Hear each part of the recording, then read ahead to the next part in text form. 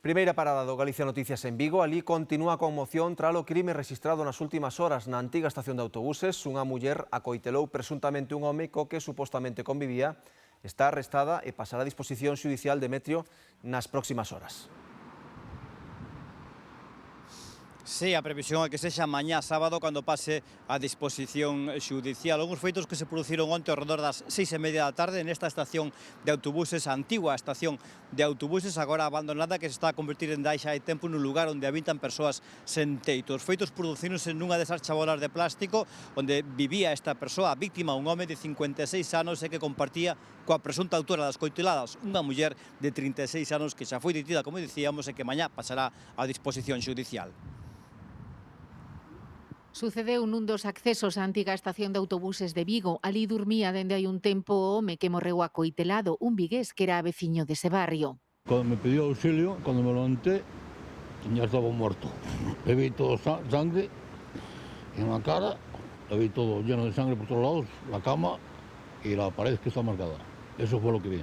Llamé yo a la policía, fui yo el que llamé a la policía. A investigación está aberta, pero algunhas testemuñas aseguran que a muller detida asestoulle varias coiteladas no tórax e no pescozo cunha arma branca, probablemente un coitelo de cociña. Os dous, a vítima e a súa presunta agresora, coñecíanse e mesmo compartían o habitáculo onde pernoitaban. Tanto uno como otro ya los conocíamos de allí de la zona y los miraba sentados en mi portal. Yo nunca la vi agresiva, yo siempre la miraban allí sentadiños, hablando, a veces, bueno, igual tendrían un día que bien un poco tanto uno como otro, pero yo siempre los vi allí bien, o sea, no sé lo que pudo pasar aquí.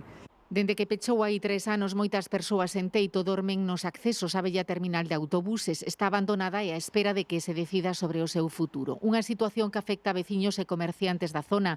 Falan de falta de limpeza e de situacións incómodas. A xente maior igual ten máis reparo en vir por esta zona, entón, pois, bueno, sí que influe en certa medida a que o comercio, pois, bueno, vese un pouco afectado. As administracións deberían poñerse en conxunto e intentar solucionar o problema porque realmente isto cada vez vai a máis. Que lo derriben porque están ocupando aquí, siempre ves por aquí todo tirado, andan en los cubos de las basuras, es asqueroso, siempre hay problemas en este bar de aquí al lado, tiene que buscarse solución porque esto no puede ser, ayer quedamos todos consternados.